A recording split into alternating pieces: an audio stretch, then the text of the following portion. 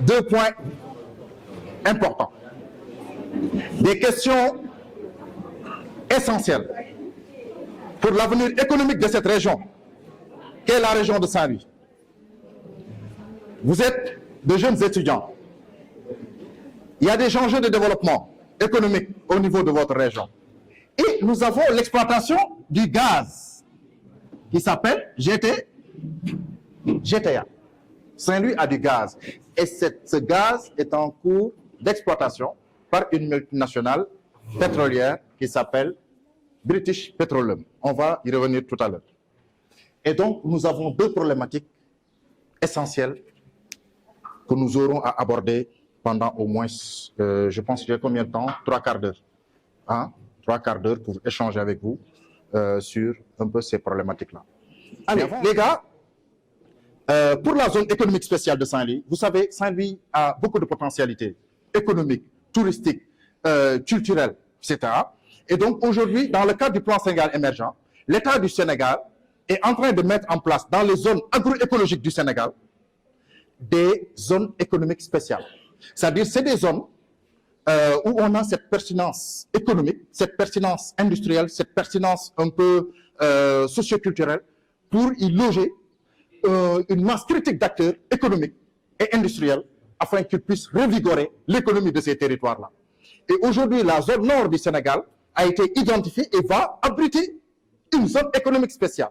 Et cette zone va être installée un peu dans le département de Saint-Louis.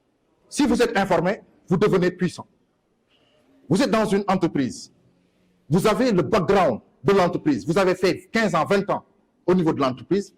Vous êtes la mémoire vivante de l'entreprise. Généralement, vous faites des erreurs, vous faites des fautes, on ne vous exclut pas parce que vous avez des secrets au niveau de l'entreprise.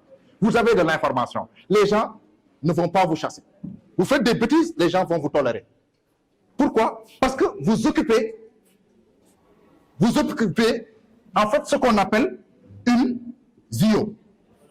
La ZIO, c'est quoi? C'est la zone d'incertitude organisationnelle. Une zone d'incertitude organisationnelle.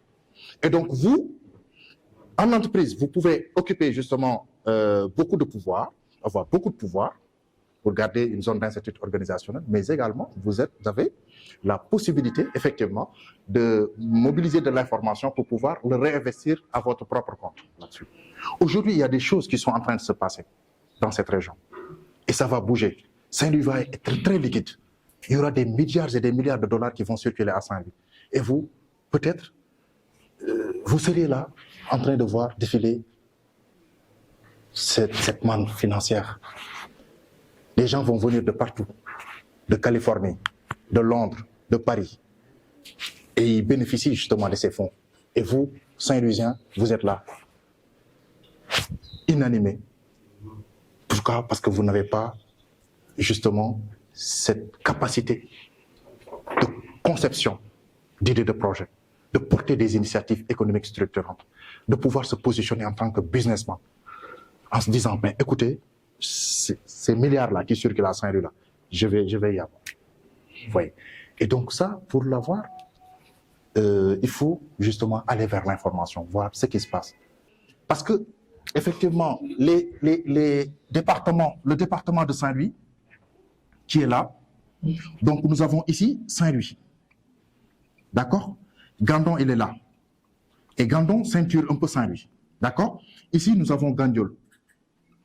D'accord? Ici, nous avons Fass-Ngom. Et enfin, nous avons Pal, ici, un peu au sud du département de Saint-Louis. Donc, voilà les 5 collectivités territoriales de la région. Et donc, il y a en fait des zones spécialisées. Il y a des zones uniquement réservées à l'agropastoralisme. Voilà, c'est un peu le corridor Pal-Fass-Ngom. Donc, tout ça, c'est un corridor qui sera dédié à l'agropastoralisme. C'est-à-dire les étudiants et les étudiantes, les entrepreneurs qui ont en fait un peu des idées de business. En fait, tout ce qui est tourisme et pêche, véritablement, ça va être logé de ce côté-là, entre Saint-Louis et Gandiol. Parce que sur ce corridor-là, vraiment, nous sommes sur une façade maritime. Il y a beaucoup d'activités de pêche et l'État va mettre en place ici à Saint-Louis un port fluvio-maritime. Il y aura un grand port fluvio-maritime à Saint-Louis. D'accord? Et ce sera logé là. Vous le verrez sur la cartographie. D'accord? Allez, nous avons aussi une zone économique exclusive, un peu, sur l'axe Saint-Louis-Gandon-Gandiol. Voilà. C'est un corridor, il y aura un système de transport multimodal. Et aussi tout ce qui est produits chimiques, des matériels électroniques ou informatiques, dites-vous qu'il y aura un grand potentiel. Et aussi tout ce qui est consommable, divers et des services connexes. Et vous savez, ça c'est de l'entrepreneuriat. Mais aussi, il y a ce qu'on appelle le développement. Et le développement, c'est quoi? C'est qu'aujourd'hui, il y a des activités d'investissement sociaux que vous pouvez porter pour dire maintenant, je vais travailler pour moi-même. Je vais travailler pour moi-même. J'ai tracé ma voie. Il y avait beaucoup de risques. Parce que l'entrepreneuriat, c'est risqué. Surtout la consultance. Tu peux gagner un marché de 10 millions très rapidement, mais tu peux rester 2 ou 3 mois sans marché. Et peut-être tu vas vivre avec ces 10 millions, des trucs comme ça. C'est aléatoire. Tu peux tomber sur des choses. Alors que quand tu es dans un emploi salarial, surtout avec un contrat à durée indéterminée, sur un salaire pratiquement de 700 000 francs par mois, tu renonces à ça, tu dis non, je ne veux plus de ce salaire, je vais à l'aventure. Tu prends des risques. Parce que le mois prochain, là, après ta démission, là, tu peux ne pas avoir de marché. Tu peux rester 2 ou 3 mois sans avoir de marché. Mais tu peux avoir un grand réseau de partenaires avec qui vous travaillez sur un certain nombre de choses. Après, tu gagnes un marché, mais qui va peut-être traduire 2 ou 3 ans de salaire. C'est-à-dire 2 ans ou 3 ans, tu peux rester croiser les bras. Et tu vas toujours percevoir le salaire que tu avais. Comme aussi, tu peux rester des mois sans rien. Mais tout dépend de l'engagement, des idées, des trucs comme ça. Venir parfois au partenaire pour dire, ben, tiens, yo, war nga bëgg lii de kaay ma defal la ko. Mu ne la ñaata nga ne ko 3 millions. Mu ne acca, on y va.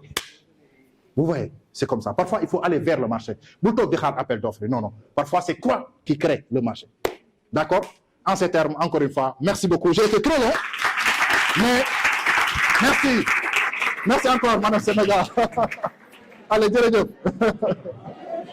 Mën nga poser ces questions bu la neex. Merci déjà pour ces opportunités que vous avez partagées avec nous sur ces métiers d'avenir que nos jeunes peuvent embrasser tout en étant à Saint-Louis, tout en restant à Saint-Louis. Je pense qu'on peut ouvrir le débat, échanger en quelques minutes sur le thème qui nous a été proposé. Mais je pense qu'avant d'ouvrir même le débat, on va donner la parole à M. Sarr, qui va donner ses impressions par rapport au sujet Diop et à Moussa. Voilà. Je ne suis pas surpris, hein, parce que cela va faire 7 ans que je collabore avec M. Cissé, professeur Cissé, je vais dire désormais. Et cela est d'autant plus avéré qu'on collabore sur des thématiques très intéressantes. Ce matin, en l'écoutant, j'ai senti le coach en entrepreneuriat. J'ai senti le coach en communication. J'ai senti l'incubateur. J'ai senti le DRH. Merci. Machallah. Et enfin, j'ai même senti le trader. Le trader qui flèche des opportunités, qui a le flair, qui prend, et même le capital risqueur. Un manager du risque. Prendre un risque, c'est de quitter son poste, de s'engager, de chercher des informations.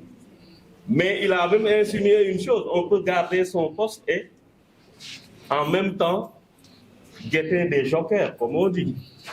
Voilà, je vais être bref parce que je suis tellement admiratif, je suis tellement fan de ce qui vient d'être présenté, et j'estime, je porte à la haute estime M. Cissé, de sorte que je risque de ne pas être objectif. Merci beaucoup. Tellement il est important pour Saint-Louis. Je pense qu'il lui faut une carte de citoyenneté saint-louisienne. Moi, je l'ai déjà, hein, je l'ai déjà. Voilà la parole aux étudiants. Et je vais poser peut-être une question. Aujourd'hui, j'ai constaté que le chemin le plus partagé, c'est Rao Gandong. Je vois que chaque samedi, il y a des gens de la maison qui vont vers là.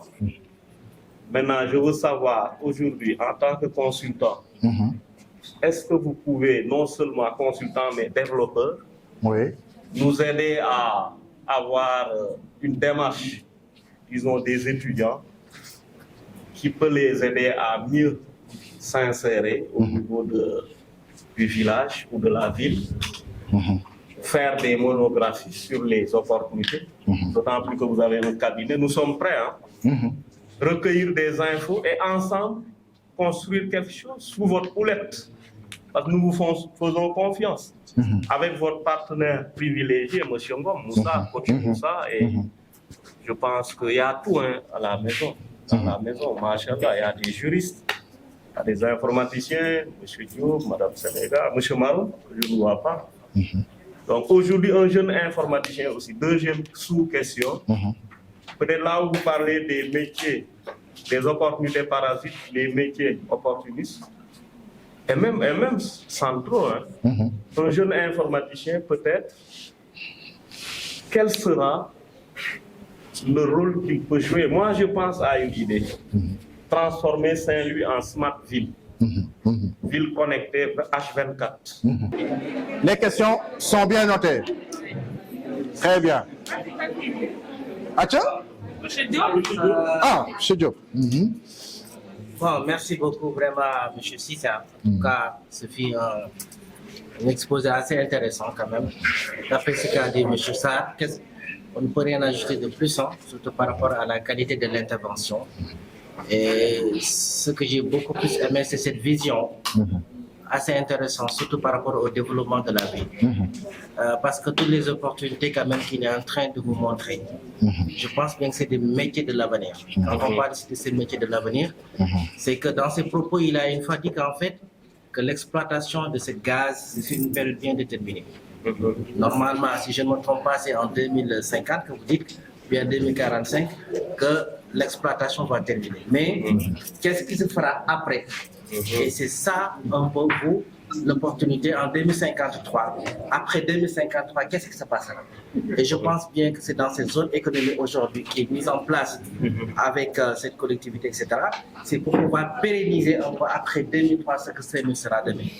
Donc du coup, moi je pense bien que parmi les opportunités qui nous a fait par ici, c'est véritablement de se rapprocher de lui, surtout par rapport à ça. Parce que le plus souvent, nous, on a l'habitude de soutenir les Sénégalais, plus précisément nous les Saint-Louisiens, malades de bouche, de tout laisser à une personne externe bien exploiter les opportunités de la vie. Vous êtes jeune, vous êtes dans la région, M. Cissé, il est là, c'est un gars vraiment disponible, rapproché de lui par rapport aux différentes opportunités qu'il nous a proposées. Donc ça, à mon avis, quelle que soit la situation, demain Saint-Louis est obligé de changer. Actuellement, je ne sais pas si vous remarquez un peu la vie. Nous qui sommes nés de Saint-Louis, qui ont grandi sous Saint-Louis, on a vu que carrément la population s'est triplée, voire même s'est quadruplée. Dans des zones inhabitables, aujourd'hui, vous allez là-bas, vous trouvez là-bas des personnes qui arrivent, n'est-ce pas? Et que demain, ne laissons pas dire que c'est les politiciens qui font que tout simplement vous n'avez pas des opportunités. Les opportunités, c'est vous de les créer. Et je pense bien que c'est des niches hyper importantes qu'il vous a données et à vous de l'exploiter. En quoi faisant? Déjà dans le cadre de vos activités de business plan, surtout pour les étudiants de la deuxième année. Commencez à réfléchir sur la base des thématiques qu'ils vous ont proposées. Et après, à la fin de votre formation, vous pouvez être 2, 3, 4 personnes avec sous couvert de M. Cissé et de M. Ngom, de voir comment vous devez, vous, par exemple, exploiter ces idées. Parce que ce qu'il faut éviter, encore une fois, je l'ai l'habitude de dire aux étudiants, d'aller demander de l'emploi. Vous êtes tous, demain, des gens qui peuvent être des pourvoyeurs d'emploi. Le Sénégal, aujourd'hui, a montré ses limites en termes par exemple, d'emploi, en termes plutôt de fonctionnaires. Dans les pays, ce qui fait développer ces pays, c'est quoi? C'est l'entrepreneuriat. Vous voyez des gens aujourd'hui qui sont des multimilliardaires qui sont toujours dans le domaine de l'entrepreneuriat. Mais pourquoi pas vous? Vous allez dans la vallée, vous voyez carrément qu'il y a beaucoup d'étrangers qui viennent, qui s'investissent à ce niveau. Et parmi nous tous, nous avons nous habitons dans des villages et vous regardez carrément, c'est des multinationales qui viennent exploiter les terres de nos parents. Qu'est-ce qu'on fait en contrepartie? Rien du tout, on dit à la barre. Mais il y a Et c'est Effectivement. ça qu'on doit changer. Pour moi, je pense que nous, notre problématique au niveau du Sénégal, c'est dans la mentalité. On a des opportunités, Dieu nous a tout donné. Mais nous, notre problème, c'est qu'on pense qu'il faudra faire des études, aller à l'étranger, c'est ça qui fait l'opportunité. Ce qui fait encore beaucoup plus mal dans tout ça, quand on voit des jeunes qui ont le niveau, qui partent faire l'immigration clandestine, alors qu'ils laissent dans ce pays une exploitation du niche. Ils voient des étrangers, je ne sais pas vous, mais moi je vois régulièrement des étrangers qui viennent et qui demandent des opportunités dans cette ville. Vous avez la possibilité d'avoir la formation qu'il faut, allez-y, et je peux vous assurer, demain, vous pouvez tous devenir des multimilliardaires. À une seule condition que vous ayez comme ça. C'est Bien. Bien. Merci beaucoup. En plus de tout ce qui s'est dit en termes d'entrepreneuriat et en termes d'opportunités, moi, ce que je veux souligner aujourd'hui en termes de profil, c'est important. Quand on parle d'entrepreneuriat, on oublie tout le temps la dimension profil, le porteur de projet. Vous allez dire aujourd'hui qu'il a pris un risque en se lançant dans l'entrepreneuriat. Moi, je me dis que même si c'est un risque qui est calculé. Pourquoi? Parce que c'est basé sur des compétences réelles. Quand on se lance dans l'entrepreneuriat, avant tout, il faut être compétent. L'axe de positionnement, c'est votre compétence. Après, l'offre est façonnée sur la base de votre compétence. Si vous êtes compétent, vous êtes capable de faire une offre qui est adaptée. Si vous n'êtes pas compétent, vous êtes incapable de proposer quelque chose en termes de valeur ajoutée. Donc, pour répondre un peu à ces différentes questions, en termes de début de réponse, l'autre chose, c'est qu'en termes de positionnement aujourd'hui, il n'est pas dit que forcément vous devez être des entrepreneurs. Parce que je parle encore de profil. Tout le monde n'est pas entrepreneur. Vous avez parlé de faits, c'est-à-dire des entrepreneurs qui ont eu à gagner beaucoup d'argent et qu'en fin de compte, l'argent n'est pas réinvesti, mais c'est dépensé dans des choses qui ne sont pas importantes du tout. Mais ce n'est pas un entrepreneur, n'est pas. Un entrepreneur, c'est quelqu'un qui pense durabilité, Tout à fait. qui pense long terme. Donc, vous devez savoir si vous êtes entrepreneur ou pas. Maintenant, durant les 3 ans, vous êtes forcé à être entrepreneur, à jouer le rôle d'entrepreneur, même si vous n'êtes pas totalement OK. Comprenez que c'est dans un cadre purement pédagogique. En termes de positionnement, en termes de formation, comment allez-vous orienter votre formation par rapport à tout ce qui est offre si vous avez décidé demain d'avoir une proposition salariale? Maintenant, en termes d'entrepreneur, comment vous pouvez réorienter votre business? Moi, je parle plutôt durable, développement durable. Il est expert en développement durable. Il y a tellement d'opportunités en termes de gaz, en termes d'engrais, mais derrière, en termes de projets verts, projets écologiques, vous pouvez avoir non seulement pas mal de fonds, mais en plus, vous servez quelque chose à l'humanité. Je pense que ça aussi, c'est important. Bien vrai qu'avec l'événement du pétrole, Saint-Louis connaîtra un essor remarquable, peut-on dire. Mais qu'en est-il des défis environnementaux et des mesures de protection nécessaires pour minimiser l'impact de l'exploitation du gaz sur les écosystèmes locaux?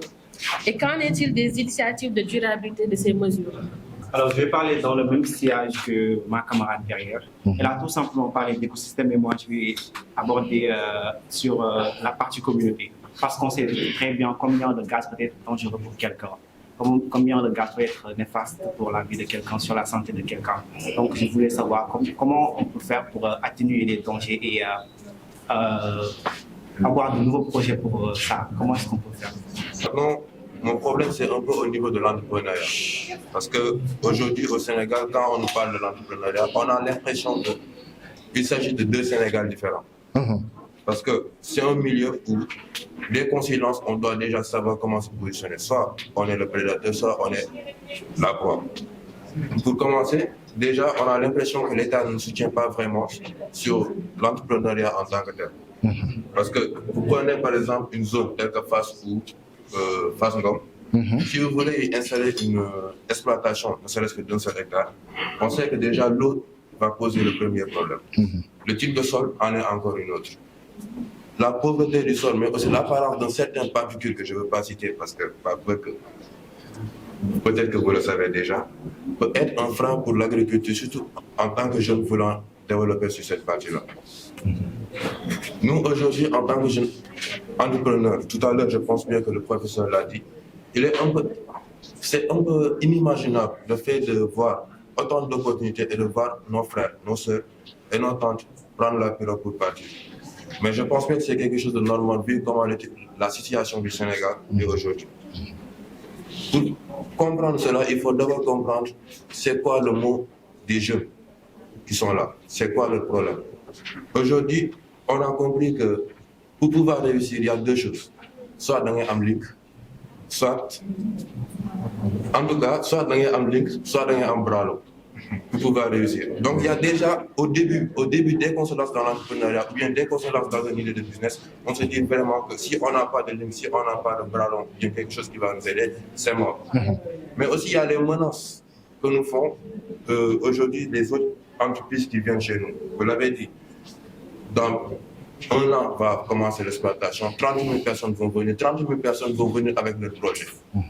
30 000 personnes vont venir avec un niveau de développement, 30 000 personnes vont venir pour sucer encore Saint-Louis.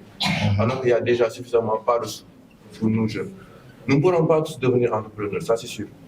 Parce que être entrepreneur, c'est déjà oser rêver. Mais le problème de ces jeunes, c'est déjà qu'ils ne dorment plus.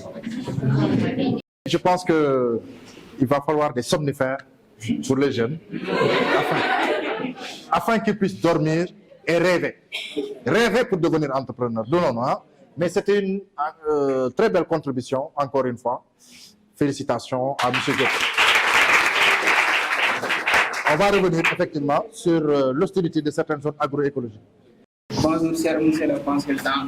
Bonjour, cher professeur. Bonjour, chers étudiants. Je me nomme Elhadj Malick Mbaye. Je suis un étudiant en 3e année en gestion des entreprises. Aussi, aujourd'hui, je suis très content d'être là. À cause de cette conférence, j'ai appris beaucoup de choses. Mais je vais revenir un peu sur le positionnement et l'offre. Très bien, super. Parce que je pense bien que 5 étudiants ambitieux doivent créer une équipe et essayer de créer un cabinet de consultance. Je peux prendre notre exemple. Nous, on a eu la chance de gagner un concours de création d'entreprise organisé par Sénégal Academy. Ah, super. Je salue aussi de passage à Moussa Ngom, qui était notre coach. Il sera toujours.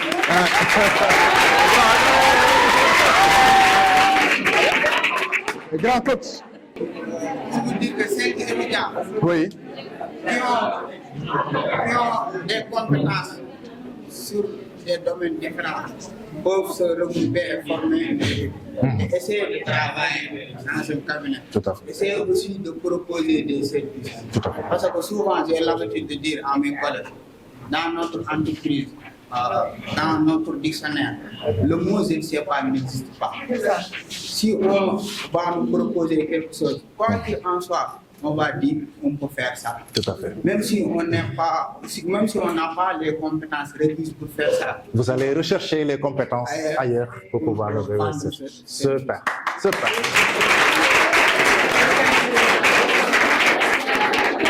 Super. Merci, M. Diop. Oui, allez-y. Allez-y, la question. Comment peut-on faire devenir un bon gestionnaire de projet? Comment peut-on faire pour devenir un bon gestionnaire de projet? Un bon gestionnaire de projet, d'accord. Vous nous avez montré que ce que vous dites là, vous le ressentez et vous le vivez réellement. Merci. Merci, Aminata. Ma question est la suivante. Comment pouvons-nous garantir la transparence et la responsabilité dans la gestion des ressources naturelles, notamment du gaz, afin d'éviter la corruption et de maximiser les bénéfices pour la population? Après 2023, le jugement GTA, effectivement, il y a un plan de démantèlement qui va être orchestré. C'est pourquoi, à un moment donné, l'État du Sénégal a souhaité, c'est-à-dire sur la base des recettes générées par l'activité pétrolière ou gazière, de ne pas, en fait, faire une distribution de fonds, comme le font les pays arabes. Les pays arabes, qu'est-ce qu'ils font? Ils font le dispatching chaque mois. Chaque citoyen reçoit un virement dans son compte bancaire. On te dit, c'est à part sur le gaz ou sur le pétrole. Vous voyez? C'est-à-dire, ce schéma n'est pas envisageable au Sénégal. Même si c'était envisageable au Sénégal, mais vraiment, on ne va pas gagner beaucoup de choses. Mais voilà, le jugement GTA, qui va, selon Mamadou Faye, l'ex-directeur de Petrosen, va générer 9 350 milliards. Beaucoup de gens devraient ça, mais calculez quoi. À l'époque, j'ai fait un scénario avec 17 millions de Sénégalais. Légui, on va changer parce qu'on est 18 millions de Sénégalais. Hein? Légui, je vais prendre quelques volontaires, on va faire un calcul. Prenez vos calculatrices. On a des volontaires? On a des volontaires? Très bien. Attends, prenez 9 350 milliards.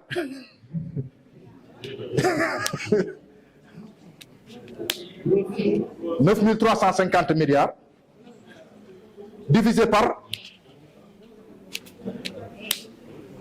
9 350 milliards. Il y a un calcul.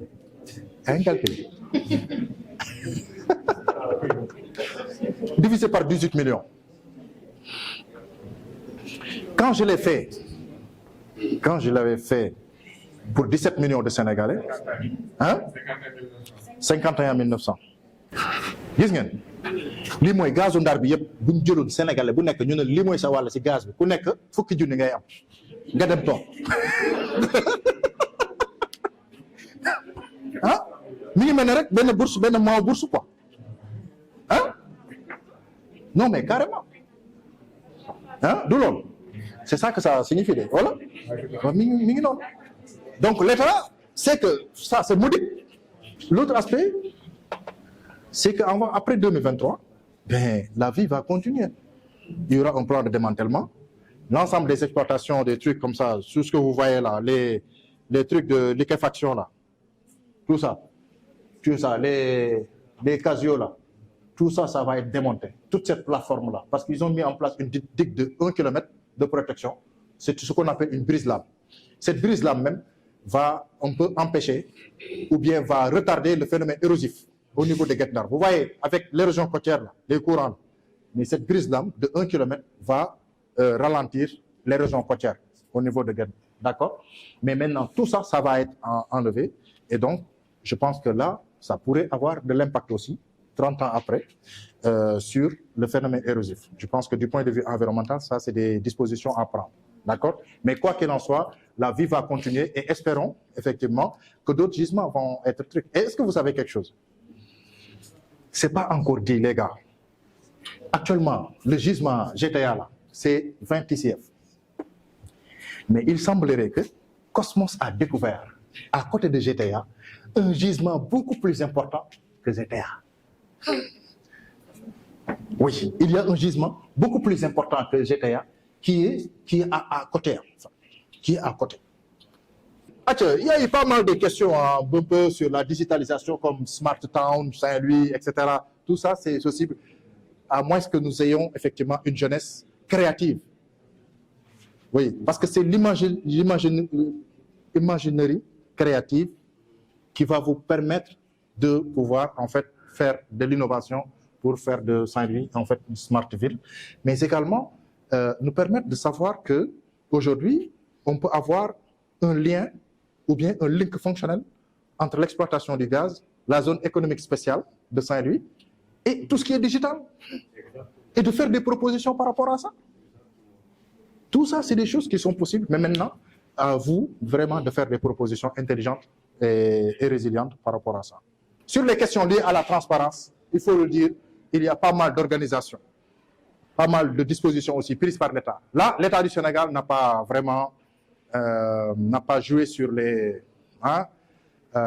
impairs liés à la transparence, parce que l'ensemble des contrats pétroliers et gaziers sont disponibles sur Internet.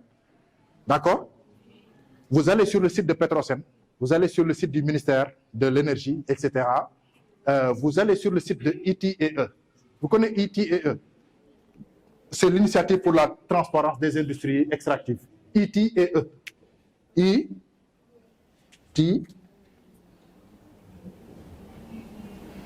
Wow. Wow. Donc, vous allez sur ce site-là, vous allez un peu voir donc, un peu tous les contrats entre l'État, Cosmos, BP, sur Sangomar, sur Yakar, etc. Donc tout ça, vous pouvez le voir. Voilà. Il y avait une question aussi liée à quoi? Je pense avoir répondu à toutes les questions. C'est sûr? Ah, très bien. Merci à vous. Et à très bientôt. Donc, depuis tout à l'heure, on était ensemble lors de cette journée. Quelle a été votre impression? D'abord, me réjouir de cette journée qui a été fructueuse en échange. Nous avons eu à recevoir M. Pape Mamadou Cissé, qui est consultant, qui est ingénieur en développement local, mais qui est spécialiste en gestion des projets. Et nous savons que l'ISM est une école de commerce, c'est une école privée.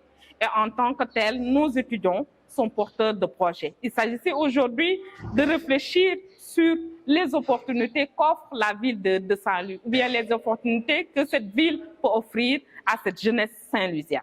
Avez-vous des projets futurs pour vos étudiants? Ah, bien sûr. Aujourd'hui, c'est dans ce cadre-là, d'ailleurs, qu'on a reçu un formateur en gestion des projets qui est intervenant à l'ISM Saint-Louis, qui est consultant en même temps, donc qui œuvre dans ce domaine-là. L'objectif, c'est d'encourager cette jeunesse, mais aussi de les accompagner. Aujourd'hui, nous avons des jeunes qui sont porteurs de projets.